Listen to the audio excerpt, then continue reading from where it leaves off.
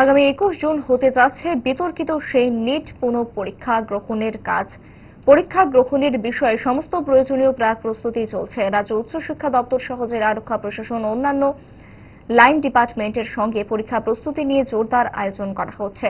পরীক্ষা গ্রহণের কাজ নির্বিঘ্নে সম্পূর্ণ করতে যাবতীয় সমস্ত পদক্ষেপ নিচ্ছে।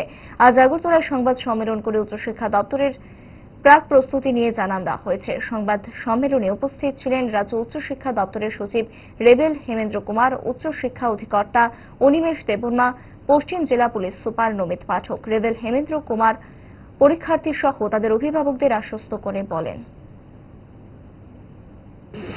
तो मैं आश्वासन देना चाहूंगा सभी को, आप सभी लोगों को, कैंडिडेट्स को, पेरेंट्स को, कि इस बार का जो एग्जाम होगा हमारे यहाँ पे हर बार की तरह कि लोकल इश्यूज की वजह से कोई डिस्टरबेंसेस नहीं आएंगे। और बाकी नोडल ऑफिसर्स नॉमिनेटेड बाय डीजीएमटी और अदर ऑफिसर्स रहते हैं, तो उसकी रेगुलर हम लोगों ने meetings already we have conducted regularly.